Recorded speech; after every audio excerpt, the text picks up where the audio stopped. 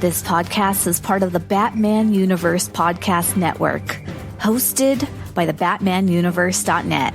Check out everything related to Batman and the entire Bat family at the BatmanUniverse.net, including news and original content related to comics, movies, television, merchandise, video games, and more. Also, check out some of the other unique podcasts that TBU has to offer. Consider supporting this podcast by becoming a patron on Patreon. Even $1 can go a long way in supporting this content that you enjoy. Look for a link over at the BatmanUniverse.net to offer your support now. And now, on with the show. In 2008, a podcast was created with one goal: to bring Bat fans around the world news related to movies, comics, video games, television, merchandise, and so much more. And now, the Batman Universe Podcast has returned. Hello everyone, welcome to the latest episode of the TBU Podcast. This week we have a very interesting topic to discuss, specifically what's Batman's favorite type of coffee. This is a interview that Scott did with the creators of Coffee and Capes, John and Dave, and they talk about not only their origin story of how Coffee and Capes came to be, but also their love of comics and their unique comic-themed coffee roasts. They obviously also talk a lot about Batman, who has a very special coffee roast themed after him, available at coffeeandcapes.com. So let's dive in to this really cool pop culture and comic podcast hosts as Scott talks with them. All right, this is Scott with the Batman Universe Podcast. Today we have a unique episode that I'm pretty excited about. Joining me are Dave and John from Coffee and Capes. Coffee and Capes is both a podcast and an online coffee and comic storefront. You can find their store at coffeeandcapes.com. That's an N, not and. And links will be below. And their podcast on YouTube, Spotify, and anywhere else you can get your pods. Guys, I brought you on here because I think what you're doing is awesome. As both a coffee lover and a comic fan, I think it's a great combination. And I really wanted to talk about it and what you guys are doing over there at Coffee and Capes. So welcome. It's great to have you. Thanks, Scott. It's great to be here. To start off, I wanted to ask, what inspired Coffee and Capes? Bacon. That's correct. That is the correct answer. Bacon is the correct. I'm going to take bacon for 1,000, Alex. Now, honestly, it really, I and Dave could disagree with me, although it doesn't happen very often. We are usually pretty much on the same wavelength. But we used to get together every week, once a week, prior to the pandemic, and have breakfast together at this place called Pancake Cafe, because they have the world's best bacon. No joke. The best bacon ever. Like hands down. If you like bacon, it's totally worth coming to Illinois for bacon. And we just dove into conversation. Like it we're both like longtime comic book fans and geek culture enthusiasts. And that's what we talked about. And then my job took me to, I guess prior to that. Yeah, before you even left, we were arrogant enough to think, gosh, these are some fun conversations we have. We should share them with the world. Yes. I think somebody put that idea in our head. I feel like it was either Molly or Brian, our friends who might have said should be a podcast. I think they encouraged us to. I think we were talking about it before anybody else said. Probably, but then literally years went by. I think maybe 3 years went by. We kept saying, we should really do this podcast. We should really make this podcast happen. Yeah, and then the pandemic happened, and I actually my job at the time actually relocated my wife and I out to California, Southern California, and it really kind of it gave us kind of the impetus to say, okay, well, we should do this, if for no other reason, just be able to get together and hang out for an hour online. And I was just looking at our notes, like in 5 days will be our 1 year anniversary of the podcast. Who knew we would even keep going. I did. Long. I knew. I'm taking that claim. I knew they were going to keep going. Dave knew. So yeah, that's that. But that's where it came from. It came from bacon, and kind of the pandemic just egged it along into actually being a reality. That's cool. Yeah, you guys, like your podcasts, I haven't listened to every episode because there is a lot. But I did start following you guys a few months ago, and you guys have a very good banter and energy and everything to your podcast. And you guys cover a wide spectrum of things in nerd sphere. So that's I thought that was really cool. And I think the other component that I found really interesting was before the podcast, I found your coffee shop first online. I can't remember how I stumbled onto it, but I did. And the pairing of coffee and comics, I thought was fascinating. And it kind of blew my mind that I don't think I've seen that done before, in that way. So, just to see that kind of paired together, it made a lot of sense to me, because there are a lot of sites that do, monthly coffee boxes, everything, and people get their comics, monthly as well, their pull list. So to combine that, I thought was kind of a cool and unique idea that, is just fascinating. And thanks. That's really nice to say. When we did it, so the coffee came out of the idea of man, we should find somebody to sponsor us for coffee on this thing, since we're called Coffee and Capes. And we were talking about coffee literally every time, because honestly, that's what we do. I mean, that's part of how it came about too. Yeah. We say it every week. We really enjoy drinking coffee and talking about geek culture stuff. So that's kind of how it started. And then, go ahead, John. Yeah. And so then it turned into, we should just see what we can do about starting our own coffee business.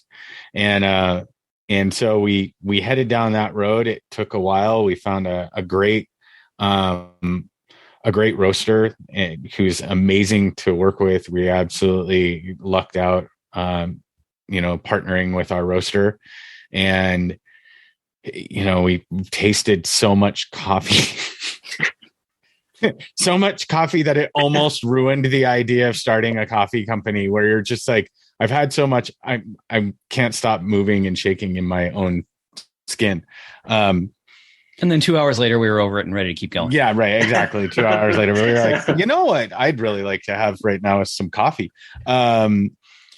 And then, as that kind of went on, and really we wanted it to be reflective of our love for geek culture, because that's how it all started, was this, both Dave and I, part of the aspect of geek culture that we both love is, the inclusivity of geek culture, and how so much of, comics have centered around fighting the oppression of people, and working to show that you can be a mutant and be amazing and loved and cared for. And, so that aspect of comics is fantastic for us.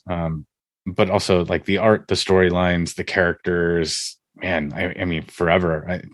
So it just seemed to make sense to try to incorporate that into what we were doing with the coffee business. They're always, I guess they're just kind of always connected for us. Yeah. And, so, then it came about how do we make the coffee feel like it reflects that, right? Our love for geek culture. So that's where the names of the roasts came from. That's where the bags came from. I basically went blind trying to design the bags. And then as time kind of went on, it became this, well, we should just sell comics and coffee together. It seemed like the most natural pairing in the world. And so that's evolved into, a subscription platform where people can subscribe to coffee and comics, together. We've got super boxes that are, different tiers that include variants and first runs and keys and those kinds of things, along with coffee. So, it just kind of evolved to where we are, and we love to give stuff away. And it seemed like good platform to be able to do that. We just gave away our first ever golden Funko prize to someone, which is awesome. I love giving stuff away. It's just cool. Nice. And you guys, something I saw in there was like part of your enterprise. You have like a do good ethos, on your site. And so I noticed, you have 2 on there that I found, for coffee sales, proceeds go to Feeding America, and for comic sales, they go toward the Hero Initiative. Could you guys speak a little more to that? Sure. Yeah. Happy to.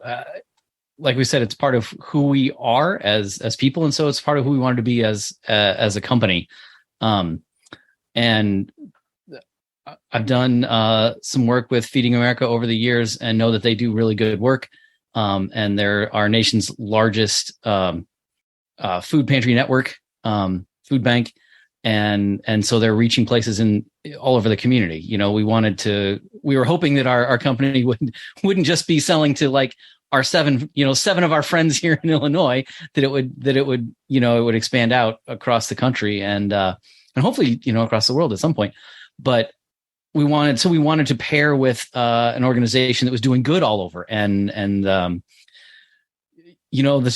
statistics are mind-boggling, that there are, tens of millions of our neighbors here in America that don't have enough food to eat, including something like 12 to 14 million children that don't have enough to eat. And frankly, that's not acceptable. That's not the world we want to live in. So partnering with Feeding America is a way for us to, a small way for us as a company to begin to create, or continue to create, be a part of creating the world as we want to see it. Yeah. And Hero Initiative, it's mind blowing to us when you hear the stories about the artists and the writers that spent decades working on some of our favorite characters and our favorite comics for these publishers who, it turns out didn't make much and don't have much to fall back on. And, they brought us and continue to bring us like endless amounts of joy and wonder and in their art and in their storytelling. And, obviously it's given Dave and I, endless hours of conversation, and, right. The debates have been on and on and on. If you think, I can think back to, when I was a kid debating with my friends over who the strongest hero was, and, so helping to kind of give back to them as well is important. We're adding one. So I'm a veteran. So we're looking for the right veterans group to start giving back to as well, because that's another group that really struggles. Often you hear about 22 servicemen and women who have served our country a day, committing suicide, and that number is way too high. And the reason that number is there, and the reason that happens, is because there's not a lot of resources. Like the VA fails so many people, and then the additional resources past that for them to deal with psychological, emotional, and physical pain sometimes, aren't enough. So we're working to find the right veterans organization. Luckily, I have a friend who started one called Battle Brothers, that works really hard to find good resources for veterans. So yeah, do good is probably, out of our core values, they're all important, right? But do good really is the heart and soul of I think who we are and what we stand for. That's really good to hear. I mean, especially with, obviously a lot of the comics that all of us read are superhero based, and this podcast is themed after a very particular one of them. Sure. Yeah. But yeah, no, that's awesome to hear, and it's great to hear you guys talk about it. And I won't keep grilling you on the specifics. I'll go over to something a little lighter now. But that's okay. We'll talk about but before we leave it, let me just say that a piece of why we do good is one of our values is because of the stories. Mm-hmm. Right, just what you're saying. Like we've spent decades reading these stories about people doing good in the world, and so it's to me, I think for both of us, it's kind of a way to sort of embody the ethos of the stories that we love. So 100%. I would agree with that. Right. It's like, we don't have superpowers, but we can still make a difference. And that's a great way to put it. That's, living our super heroic, dreams, trying to make our community a little bit better if we can. Yeah. Right. For some reason, putting a towel around my neck never helped me fly off the couch. I still try though. Yeah. I'm still giving it a shot. But this is the way we can mimic superpowers. I should show you the bruises I have from like throwing myself at the wall, thinking someday I'll stick. That has not happened yet.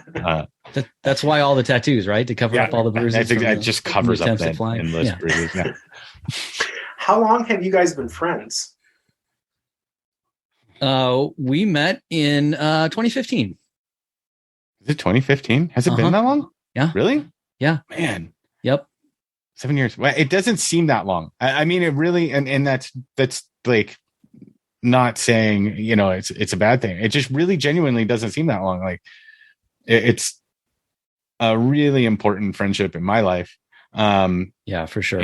Dave was best man at my wedding to my amazing partner and wife, Rachel. Yep. And there's never it's just one of those friendships, at least for me, that I'm always getting something out of.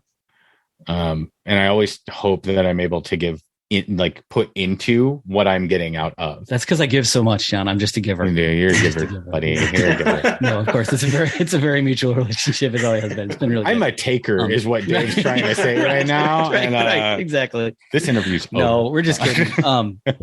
Yeah, John was the owner and head coach at a gym that I started, and we started having conversations there, and it led to, hey, I don't know, sometime during the workout he's talking about, probably made reference to Star Wars or Star Trek or a comic or something. And it was the name of the workout. I named some of the workouts. So I used to own a CrossFit gym, and I owned and operated, and Dave, like he said, came in and worked out there, and I had a penchant for naming workouts after like comic book characters and movie characters and situations, and that's what started the conversation. That's awesome. Notice that we started having a conversation, and then we started getting breakfast, and the rest, as they say, is history. That's right. It's like a secret handshake sometimes you drop those references. Oh, for sure. 100. Yeah. Oh, yeah, absolutely. Right. Yeah. It's a little wink and a nod. One time see who's going to respond. One time I was at the Art Institute of Chicago, and I was wearing, I didn't realize it, but I was just wearing like one of my t-shirts. I had a Sinestro Corps shirt, Yes. And I'm walking around one of the exhibits, and there's like one of the guards there, he walks up and he's like, I'm going to have to ask you to leave. And I'm like, what? He's like, I'm going to have to ask you to leave. And like, I was still like taken aback because I was like, what did I do? I'm just looking at the paintings. He pulls out this little Green Lantern ring, like one of the promotional ones that had in comics like years and years ago. Oh, that is awesome. And we just like ended up chatting and we were laughing about it. But yeah, it was just, totally like random. Wasn't even thinking about it. But I guess like he's there, working his shift probably. Like so good though. That's so good. It's probably the one time in like the years and years he's worked there that he's had an opportunity to actually like pull out the ring. Right, yeah, totally. I'm sure you made his day. That's so great. Everybody else he's ever said that to has like legitimately been a problem. Right, This was like the first time the first time he's like, oh, this is gonna be fun. That's cool. That's so cool. I'm a huge Green Lantern fan too, so I would have asked you to leave as well. But yeah, I just like I feel like that whole, when you find people that are just like into, especially like comics and like geekdom, it's just like, it's very much like that extra layer of like, I feel like someone, gets it, Mm-hmm. Oh yeah. Yeah. I've definitely stopped at a guy out in Southern California actually, and was like, dude, I love your shirt. And it was a button up with like, I don't even remember the character on it, but it was just amazing. And I was going into the movie theater, I think, and he was coming out, and I was like, buddy, I love your shirt. It's so good. He's like, thanks, man. By the way, that Pancake House restaurant you reference, is that in Naperville? Oh yeah. Pancake Cafe. Yes, it is in Naperville. Cafe. That's okay. Yeah. Wanted to check. Okay. Because I am somewhat local to the area. So, dude, come to Pancake Cafe. We'll buy you breakfast. Absolutely. Yeah, we'll buy you breakfast. 100%. John will totally buy you breakfast. I will have to try their bacon. I feel like that's the prerequisite. It really is good. It's so good. Yeah. All right. So let's talk about your roasts for a minute. So, you guys have a lot. I wanted to isolate or start off talking about the Batman related roasts. So you have the Trinity, Dynamic Duo, Harleen's Delight. Am I missing any? I think that's it. No, I think those are the ones. I think those are the three. Yeah. Yeah. So, what, inspirations led to them? I mean, other than like, it's Batman, is there like, stories or things you think about when you like come up with like the pairings and the roast or? Yeah, I think, well, Dave, you want to talk about the Trinity? Like, his eyes got big. I wasn't ready for this question. Sure. I do. I'm always ready to talk about the Trinity. So, actually for me, this one's a little bit, has an extra layer. So I'm a pastor in my when I'm not doing the podcast with John and selling coffee. I'm a pastor at the Woodridge United Methodist Church, and so Trinity has a little bit of an extra layer there for me. But I also love the idea those three big characters of Superman, Wonder Woman, and Batman for DC, and it worked really, really well with that particular blend because it's weird. I've never seen anything like it where it's a single origin, but the bean is roasted three different ways. So it sounds like it's a blend rather than a single origin, but it's not. It's just the same bean roasted kind of light, medium, and dark, and so you put them together and makes a medium roast.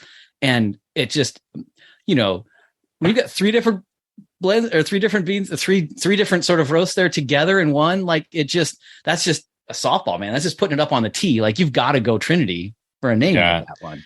And it was, I mean, you think about Trinity in terms of comics, you go in terms of geek culture, one of two things is going to pop up into your head. Either, right, Trinity from Matrix, right, which doesn't really apply here. But for me, like it immediately just, it was a no-brainer when you looked at light, medium, and dark, all three in one, that it was the thing that made the most sense, right? Mm-hmm. You got the Boy Scout, the Amazon, and the detective. And those three characters were so vital in shaping the ethos and the history of comic books, right? From 1938, when we started seeing those characters come to life. And, no matter what which side of the fence you fall on, whether it's you like those characters or you don't like those characters, there is absolutely no denying that those characters play such a vital and continued important role in comic books and the lore and how it shapes and becomes what it is, right? And it's really damn good coffee. It really is like one of the most unique coffees that there is.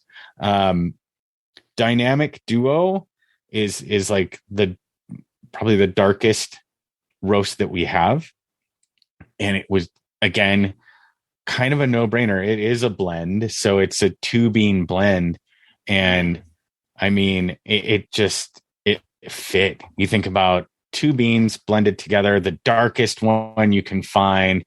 It just was like, come on.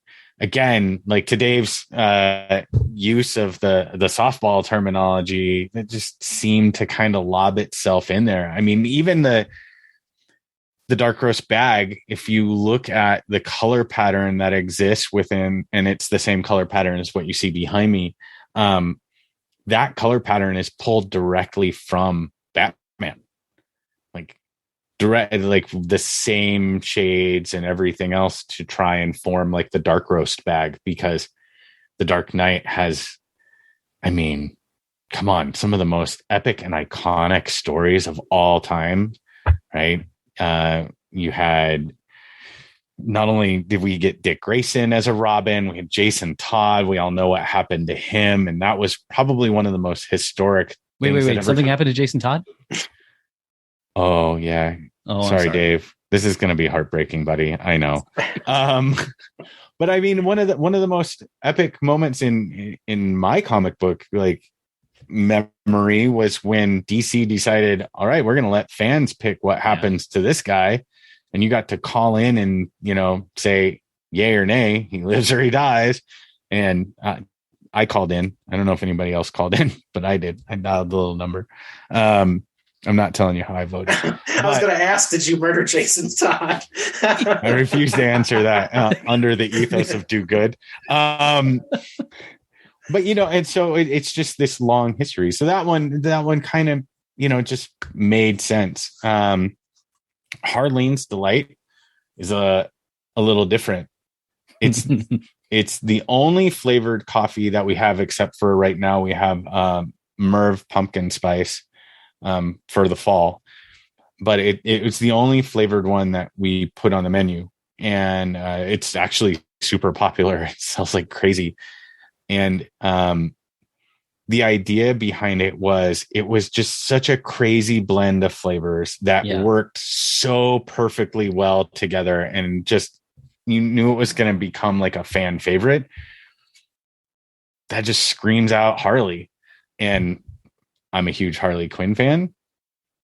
I know Dave really enjoys Harley Quinn and kind of her arc as a character, going from and just being. I think there's two. Also, let's be honest. Neither John nor I are huge flavored coffee people. Yeah. Like, it's not our first go-to move, and so I think before, if you'd asked me about people that drink flavored coffee mainly, I probably would have said they're a little crazy. So there again, you get that connection to the character who's at least a little bit crazy. Yeah. But we're so glad for them. We're glad for them. Yeah. Just like we're glad for the character. We're glad for those people that really like that. And it is really good, actually. But it really is. Yeah. Yeah. It's I would have never imagined liking a flavored coffee, but this one's good. It's a big year for Harley too. It's her 30th anniversary, I think, this year. It is. And they just got picked up for a 4th season of the Harley Quinn show on HBO. That's a phenomenal show. And her evolution as a character is probably one of the best, in my opinion, in comics. And it's just so great that she started as as part of the animated series and then became so iconic in the comics. And now the movies, essentially the DC, whatever there is of DC universe movies, are more or less centered around her.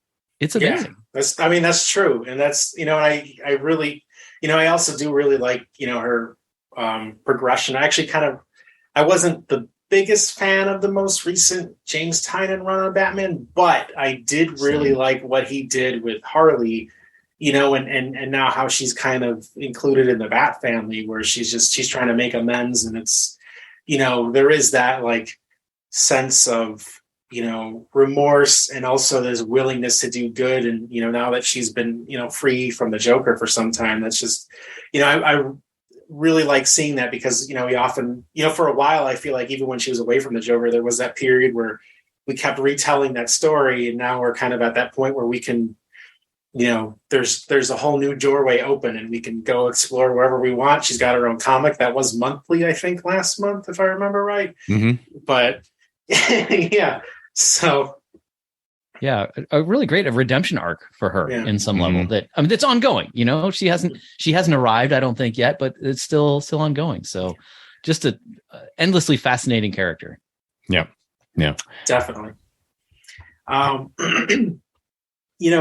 of the things I have to ask, just, because you are big coffee guys, what are your favorite ways to enjoy coffee? Do you have a particular brew method that you guys swear by? And I ask because I got to the point where I grind my own beans and everything, and I have an AeroPress as well as, the standard, coffee maker. But I have friends that I'm in a coffee club with, and they are they're slowly converting me. They are all out. They got all their different processes. When they send shipments, it's, this works best with Chemex or whatever it is they're doing. Right. Yeah. Dave? Well, this is disappointingly boring, but my main go-to is still just the drip coffee maker, because my wife and I both drink basically between the two of us a pot a day, and it's a time thing. Like, I want that thing ready in the morning when we get up. Like, so as uncool as that may, I mean, I could hardly be less or more uncool, I guess. I realize that's not a great hipster answer or good, but we have recently purchased the what do you call it, the pour over method. So we're starting to experiment with that. Yeah. But black. There is no stuff in the coffee. Come on now. Always. Yeah. See, this is where Dave and I stop getting along. Also, where I'm a huge disappointment to my father and a mystery to my wife. So first things first, I love making coffee a number of different ways. For a convenience factor, we utilize a coffee maker that downstairs, so we have it first thing in the morning, so I don't kill anybody. But my preferred ways, I always, when I go on work trips, I take my own coffee. I grind it before I leave and then bag it up, and I take either an AeroPress or a travel pour over kit, and I make my own coffee in the hotel rooms. I don't drink hotel coffee ever. It's terrible. It's terrible. And there's something greatly satisfying about making my own coffee. I love utilizing a French press. I have an R2D2 French press that I've had for years, that my wife got me as the first present she ever got me. And that's hands down my favorite way to make my coffee. A Chemex is great. My only problem with a Chemex is, the coffee cools down relatively quick. I like my coffee hot. Like, I want my coffee hot. And yet you put all that stuff in it that makes, and then I put stuff in it. Yeah. So this is where I become like, nobody's ever going to buy coffee from me again because of what I'm about to say. But I've already ruined our street cred. So I know our street cred's toast, right? They're like, those guys aren't coffee people. So I do put creamer in my coffee. It is a thing. I use cinnamon vanilla creamer is like my favorite thing. And then I put in what's called a coffee bomb from a company called Ladybird Provisions. I've got their shirt on right now. They're out of Austin, Texas. They're owned by my friend Nicole and her business partner, Sarah. Absolutely fantastic company. And they make these things called coffee bombs. And it's MCT oil and collagen protein with like chocolate and spice or vanilla or just plain. And you put it in your coffee. It adds like healthy fats and a little bit of flavor to it. And it's so good. And it's really good for like your brain. So that's the like old like coach and fitness guy in me looking for ways to wake my brain up better. But I get grief from everybody that I know that drinks their coffee black. They're like, how can you put anything in it? It's so good as it is. Although I will say the Ladybird Provisions coffee bombs are the only thing I've ever added to my coffee and actually enjoyed it. So yes. I will have to try those. Yeah, I'm always trying to a black coffee. I feel like the hard thing too is getting into like grinding and doing, different things with my coffee and making it differently and, less easy as time goes on. That's more of a newer thing, but black coffee, I feel like at a young age, I was manipulated by Twin Peaks. So I feel like that's where it came from. As were we all, my friend. And confused, manipulated and confused by Twin Peaks. Let's just be honest. It was like, I don't understand what I just watched, but everybody else says it's cool, so it's cool. Right. I think that's Westworld now, right? I have no idea what it's all about, but everybody says love that show though. So good. It looks amazing. I still got to get back into it. Yeah. The last season was was not as good as like the first season, the second season. I feel compelled to say at this moment that we enjoy giving John grief about putting stuff in his coffee, but honestly, like however you enjoy your coffee, totally. You do you, man. That's all good. It's all good. I agree with that. Like I love. Go ahead, Scott. Sorry. I was going to say I feel like the Starbucks report that came out not too long ago pretty much tells us where America's coffee habits are, and it's all flavored cold brew drinks or iced drinks. I saw something where it was a vast majority of what they sell was like those ice drinks. They are the big movers. It's insane. It's absolutely insane. I don't know. So every now and then, like running from place to place and needing some coffee, like I'll especially if I can see that my wife is a little stressed out, I'll be like, hey, do you need coffee? And she'll be like, sure. I'll be like, all right, cool. Stop at Starbucks. And she always gets like a tall Americano with 4 shots in it because she is desensitized to caffeine. And then I get like a tall dark roast with a little bit of almond milk and a raw sugar. But yeah, Dave, you heard me right. But as long as you're not asking me to drink it, really, honestly, I don't really care what you put in your drink. Just don't ask me to drink that stuff. But yeah, like being in a Starbucks, you see what people are leaving with. I don't know how many of them actually leave with coffee. Like just two, like two coffee. of them. 2 people. They're like, it's Rachel and I. That's who's leaving with like coffee. You're the only like, 2. Yeah, everybody else is like, I'd like a venti quad shot mocha frappuccino caramel macchiato Java chip thing. Like, so a milkshake? You want a milkshake? Got it. All right, we'll just make you a milkshake. Well, part of the thing is everybody else there is 14, so that's what they like. Yeah, sometimes. Yeah, it is kind of weird. It's kind of weird, and people definitely like sugar in their coffee. Like sure. That is. Yeah. And sugar in their everything. Like sugar's tasty. Sugar is addictive. There's a reason we're all addicted to sugar. Yeah. It's really tasty. There's a reason I can't go to the movies without getting like Skittles or peanut M&Ms. I mean, I do like sugar with my coffee, but I kind of like it separate. I like the idea of, if it's like the middle of the day, having like my black coffee, but then like some peanut butter M&Ms on the side or something. That sounds like a great combo. Yeah. This time of year, some banana or some pumpkin bread. Oh, ooh, yeah. Warm pumpkin bread, little bit of butter on it. Yeah, like melting in there. Oh man, sweet, savory, bitter, all together. No butter for me, but yeah, all the above. When what's your personal favorite pairing? Of book and coffee. Like if you had to read a comic and brew up a cup of coffee, what would you be doing right now? Well, I feel like the right answer would be dynamic duo, considering the podcast that we're on. And I do really like that. But all right, I'll say this. Honestly, my favorite roast of our line is the Trinity. It just hits it hits every note for me. And I just wrote about this today. Actually, I would go with, I'm one of those weird people that I actually enjoyed the Tom King run on Batman. So I will pair the Trinity with some Tom King Batman. How about that? Sounds good to me. No disclaimers or anything, just straight up the whole thing. Well, I mean, that's a lot of books. 85 plus all the others. So, I don't really have that. All right. Well, I just finished the Batman Catwoman maxi series thing.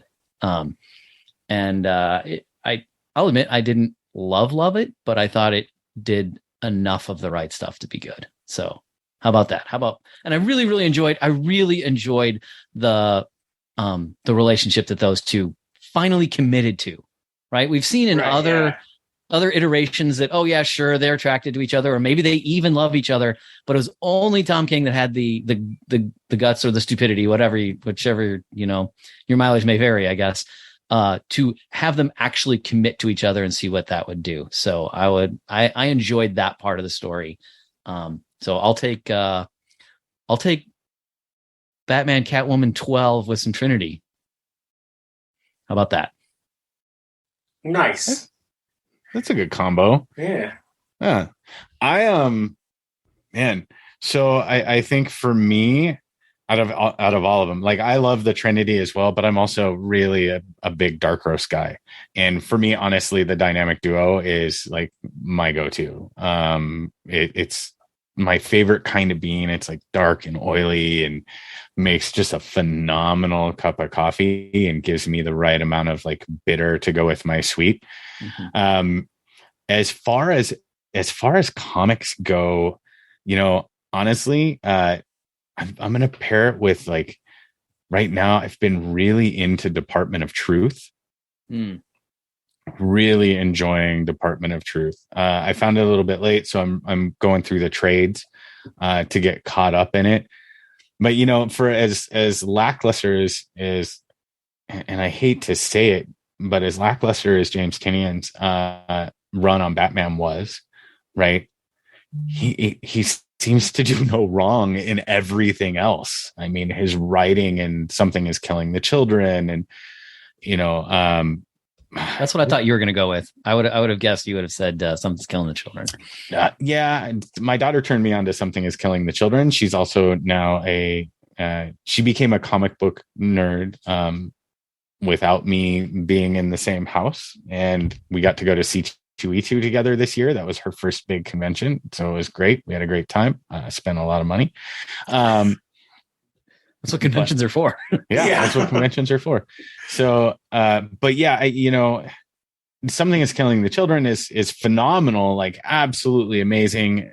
But Department of Truth, if you haven't read it, one, it's probably the most intellectually like heavy book I've read in terms of comics. Yeah. Right. Just the idea that it tackles and the way that it weaves everything through and brings in real life things that we've had to deal with, like, mass shootings in schools and flat earther and Sasquatch and, just on and on, like the assassination of John F. Kennedy. It really is a fantastic and super interesting like book to me. If we want to go traditional, man, I've been slowly but surely putting together the OG run of Ghost Rider. Nice. Yeah, and I love the original Ghost Rider, like from Marvel Spotlight on through the 70s. Like that's some pretty phenomenal, like amazing writing if you go back and read it. And the artwork is, classic 1970s, like Ghost Rider. It's epic. I'll have to go back and check out Ghost Rider. And Department of Truth, I do want to start. I know, like, James Tynion's, like, I my favorite thing he's done, admittedly, is his Detective Comics run. Like, as much as I was kind of, like, middle of the road on his Batman, his Detective Comics run, I loved that. It was probably one of my favorite Batman runs in a long time. But I know, I've read all of the Woods, and I really enjoyed that. My wife loves that one, too, and it's Something that is Killing the Children. I started not too long ago, so I'm trying to make my way through that. But yeah, his stuff outside of Batman is, it's really good, but it's also very deep. And, there's a lot of like, I don't know, I'm trying to think of the word that I want to use, but just, it's a very, emotive. And there's a lot of like mining of like human interactions and everything. That's just, you don't really see in a lot of comics. And dealing with trauma, like a lot of it is how you deal with trauma, and I think for me that's part of what gives, especially Something's Killing the Children and House of Slaughter, gives it a lot of its depth. That it's maybe a little more honest about its dealing with trauma than a lot of books in the medium. I think. What surprises me is that how much when we start, Dave and I were just talking about this. I feel like last week when we were like filling orders, how much stuff he's written. Oh my gosh. Like when you start going through and you start looking like what his name is attached to, you're just like, are you kidding me? Like, this guy has to write an entire script a day in order to keep up with what he's doing. Right, it's like he's running out of time. Yeah, right. And but his stuff, yeah, it's really phenomenal. Like everybody kind of says, like his Batman run was oddly like not as stellar as all of his other runs, right? Everything else is just been like, give that guy everything, give him every character to write. I mean, I think there's some characters, I don't know, that he might, because he's pretty dark, he's pretty dark, and I don't know that he would pair well with Superman. That's what I was just thinking. I was like, it'd be a kind of an odd run on Superman, but Shazam might be mortifying a little bit. Yeah, that one could be bad. Shazam! Oh God, what just happened? Did that lightning bolt kill a cat? So, as far as Batman goes, do you guys, what are your favorite Batman stories? I did enjoy the Court of Owls storyline. That was Scott Snyder, right? And pairing Batman or pitting Batman against Talon. I thought that was pretty cool, and diving into this, diving into, in some ways, literally the underground world of Gotham, and how like these strings are being pulled for all this time, and just like the way it played on Bruce's this almost nursery rhyme thing that had been given to him, and he dismissed it, and I don't know, I think that was that was one that comes to mind. I mean, I mentioned the Tom King stuff, so that too, of course, but and like really exploring what it would mean for Batman to be in a committed, loving relationship that's been so absent from his life. I mean, I think that's part of why that's been so compelling to me. Recent, and sorry, before I give you my answer, like they've been recently in the Harley Quinn cartoon exploring like the depth of trauma of Bruce losing his parents, and how he's just kind of always shoved it way, way, way, way, way down, and he attempts to like bring his parents back from the dead with hilarious and not so hilarious results. But it's really interesting how they kind of, to your point, right? It's all triggered by rejection from Catwoman. And so, the lack of like a depth of love in a relationship, those kinds of things. For me, it's classic. I already mentioned it. Death in the Family, that, and in the original like Dark Knight Returns, right? Frank Miller's work on that was like earth-shattering to me, to see an old Bruce Wayne, and to see like how, in order to deal with time and age and everything else and what's happening to the city, one, recruit yet another Robin in, but two, take like the street gangs and turn them into literally like an extension of the Bat family. And there's that epic moment where, he puts on the bat, like the mechanical, like motorized bat suit, and takes on Superman. And, which they vainly tried to say, somebody should put that into a film sometime. Yeah, they vainly tried to recreate that in Batman vs Superman on screen. But, it's just like that storyline was so different than any Batman story I had read at the time, as, a younger version of me. And when you combine that with Death in the Family, which they weren't that far apart, really, in terms of when they were released, to see the brutality of Joker beat a Robin to death in the comics, and then the ensuing like impact. And even years later, when, we got introduced to Jason Todd as the Red Hood, and he comes back and confronts, Bruce, telling him, hey, you should have like protected me better. You should have avenged me. Why is this guy still alive? Why would you allow that to happen? I was your ward and he killed me.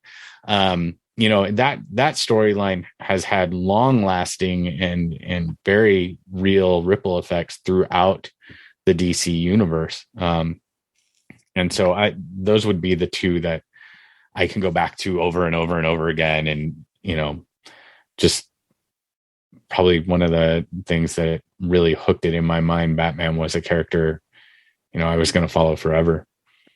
I also really like, this has probably shown up in a variety of mediums, but of versions of the story where Batman has plans for all the Justice League. He's got traps and plans to take down the Justice League should they ever turn. Like, I always think those are fascinating and enjoyable, and it places Batman as essentially the smart, or trying to put him as the smartest guy in the world.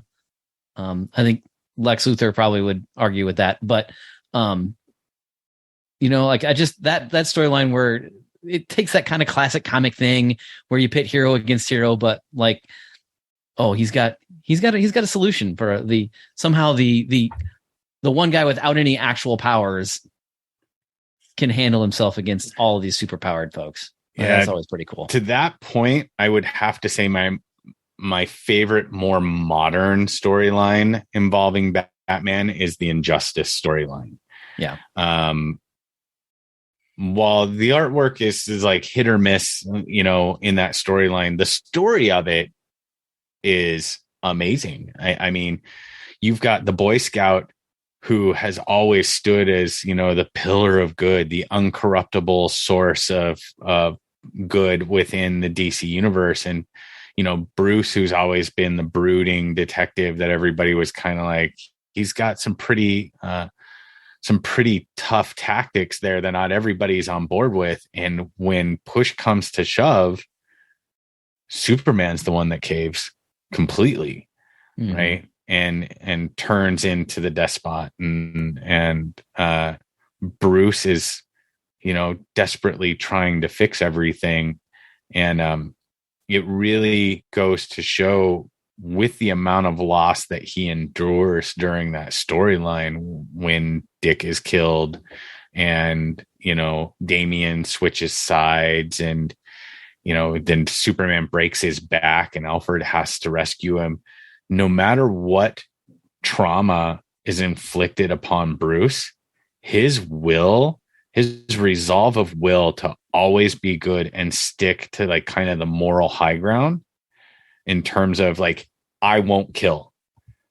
Like, we're not killing. No matter what, we're not going to kill Clark, who's killed at that point millions of people, I think is a real testament to the ideal that Batman truly does hold up. It's a good way to look at it. Yeah, I can't. I'm thinking about that and I'm letting that sink in. But yeah, no, that's a good way to look at it, because, across all these different incarnations, you really, you have that idea that's in there. And the only time they really tool it around, if it's like an Elseworlds, Batman or something, that doesn't really count. Like if it's like Flashpoint Batman, or then right. They renamed Owlman, but right.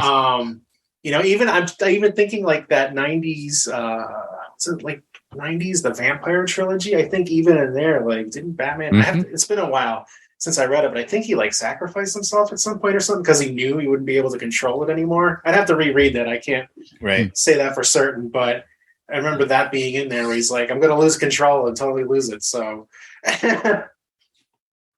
I'm going to have to get rid of off myself.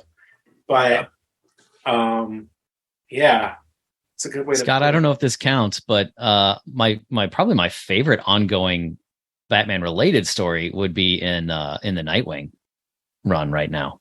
Like, totally. I'm really enjoying that. And I feel like it's, to me, part of what is so compelling about that story is just everything you've been saying, John, everything you just said about Batman. Like, Dick Grayson embodies that as Nightwing too. Mm-hmm. Like, he's the, we've got all these potential heirs to the throne, if you will, but it's really, it's always Dick. It's Dick that is the embodiment, and maybe even in some ways is better at it than Bruce, I think.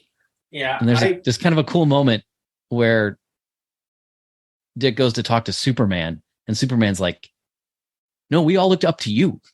And Dick's like, "What are you talking about?"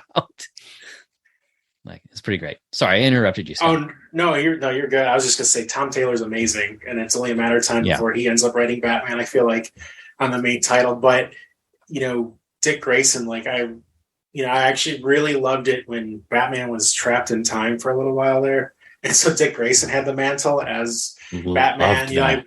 Because what you're saying, yeah, exactly. I think I like Dick Grayson a little bit more just because it's like I think even Selena relayed it to Dick in the Batman and Catwoman book series that Tom King just wrapped up, where at some point, I'm brutally paraphrasing here, but she said to Dick that he was Bruce's greatest achievement, to have all the skills and tools of Batman, but he has this almost like undefeatable attitude that like Batman doesn't have, where he can go out and inspire the best of everybody.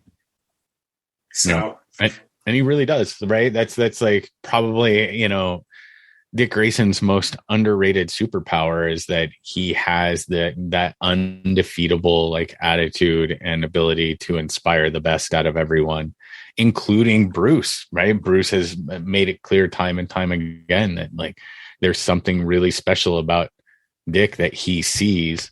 And I agree, by the way, when Batman's stuck in time and Dick takes on the mantle for a while, I thought he was just a phenomenal Batman. It was so good. Such a good run. And way better than Jim Gordon in some sort of mechanical suit.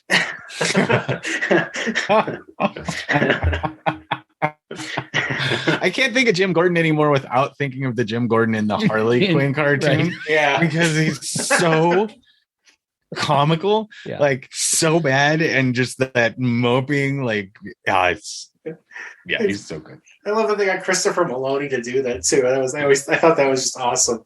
This is absolutely perfect. Yeah. Other than Batman, what's on your personal pull list these days? Well, we've mentioned a lot of them. I'm enjoying Something's Killing the Children and House of Slaughter.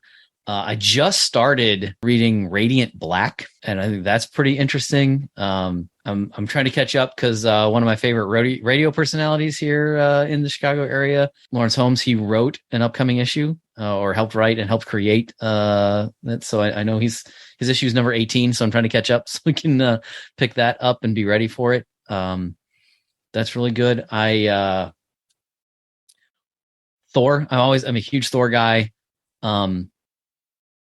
We have entire episodes about this, so I won't like bore you with all of it, but I adore. I think it's ended up being a 7-year run that Jason Aaron had throughout the Thor world, and the way it culminated in the War of Realms is probably my favorite comic of all time. Like that whole thing that he did there, I thought was really great.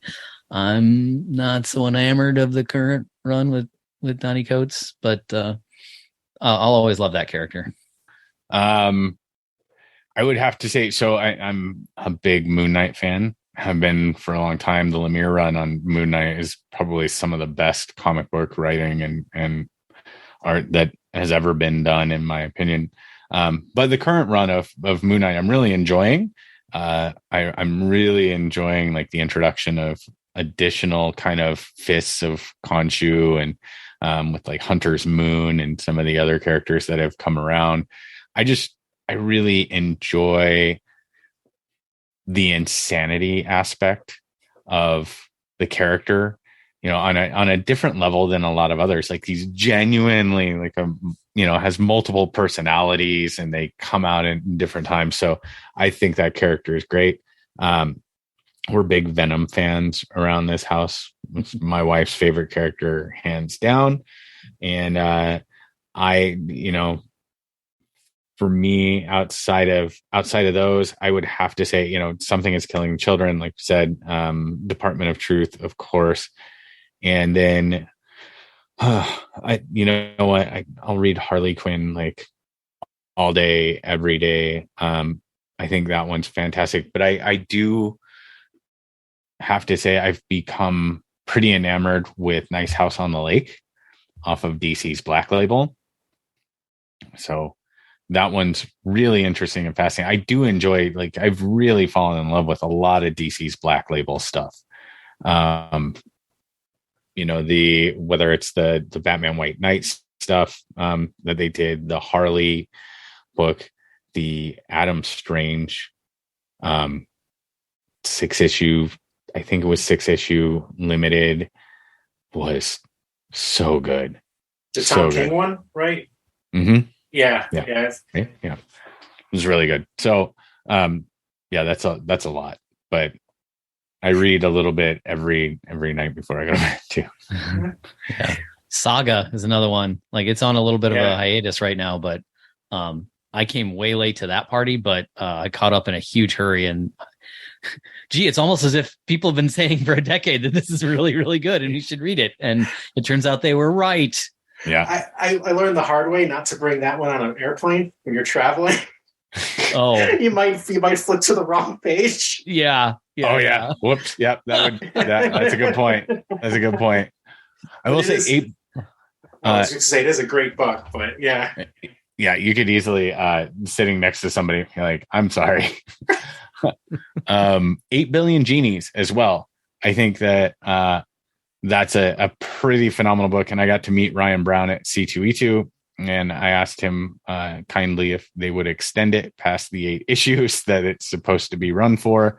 And it sounds like, they have a pretty solid end point in mind at the end of the 8th issue. But he did kind of hint that maybe they would continue it on past that because of how well it received its spin. And it really is. It's great. It's a great story. I'm going to have to check that out because I feel like I just read something on Graham Crackers, either their newsletter or something about it. And it was very positive. I'm like, all right, I need to give this book a chance. But I too got turned on to it by Graham Cracker. Shout out to Kurt and Mike at Graham Crackers. And Gary. Yeah, Gary. If I don't know which Graham Crackers you go to. These days, the St. Charles one, that's the closest one to me. But I have been to the Naperville one a lot. And I do know Mike. So yeah, I feel like he's a person, you meet him once and you remember. Yeah, 100%. Yeah, for sure. Yeah.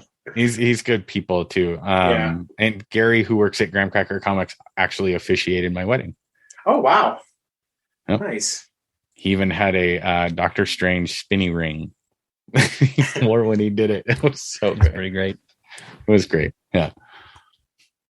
Other than that, do you guys have anything new in the works for Coffee and Capes you want to plug? Well, I mean, we're always working on something new, right? We're always looking at how, like, the things that we have, and are we providing our big thing is we want to provide a really good value for what people are paying for.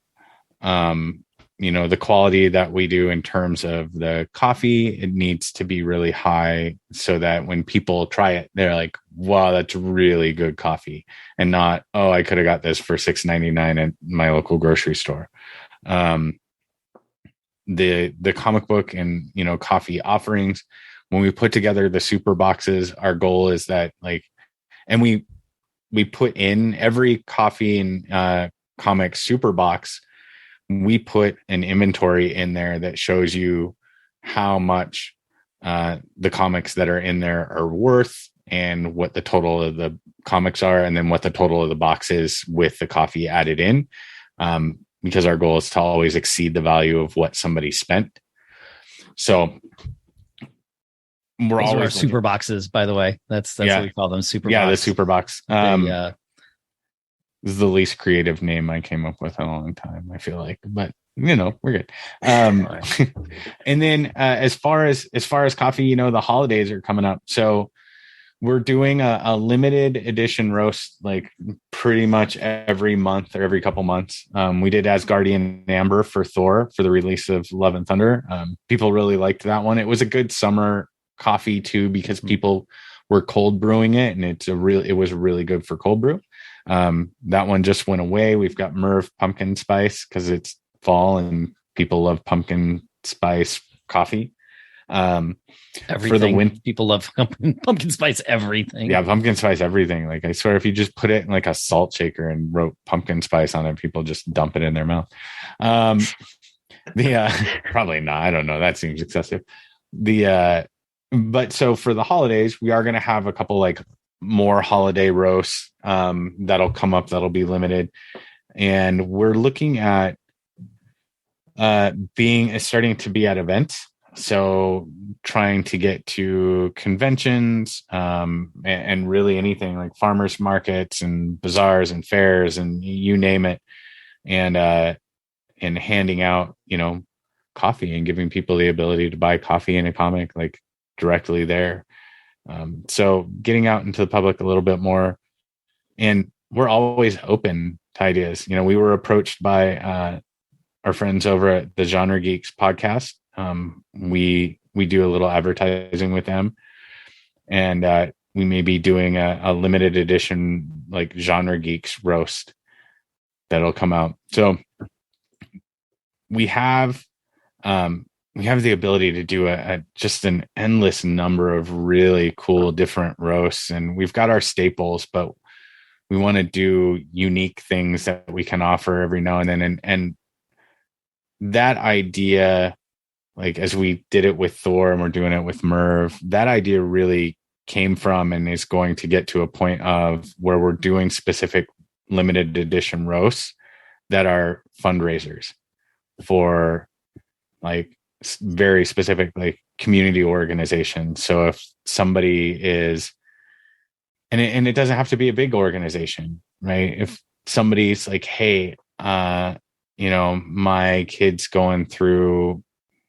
something and we're trying to raise money for a surgery, we'd be willing to do a limited edition roast to help that. We did a t-shirt that was a fundraiser t-shirt. We didn't sell a ton, but enough that we were able to donate some money, and that's part of who we are. So we'll keep doing those things and really with a focus on delivering quality to the customers, and then, also giving them something that they can feel good about consuming because there's a little bit of heart and soul to it. Thank you guys. And I also want to say thanks for coming on, and for our listeners, coffeeandcapes.com. I'll have a link below, and check out the Coffee and Capes podcast. You can find it pretty much everywhere. All the places. Yeah. And, once again, it was a pleasure to have you both. It was a lot of fun, and again, appreciate, what you guys are doing, because it's cool, it's unique, and I think it's right up a lot of like comic booky and coffee people's alley. So.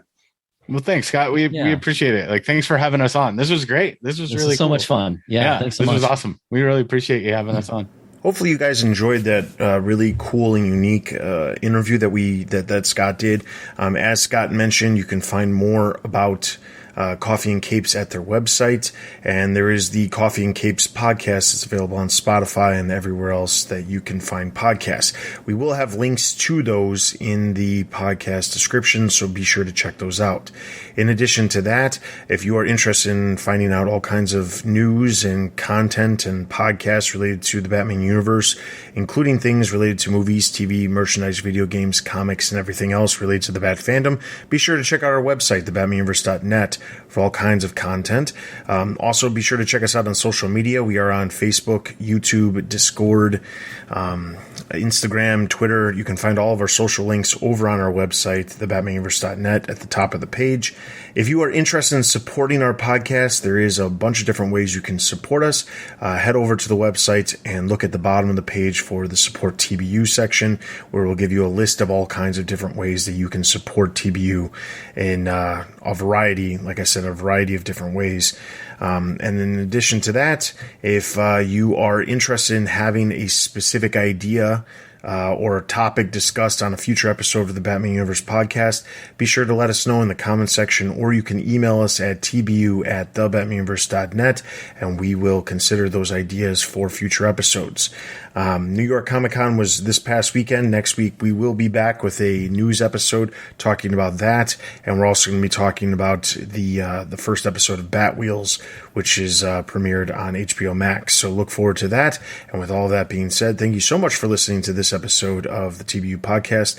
For Scott and myself, we will see you guys next time.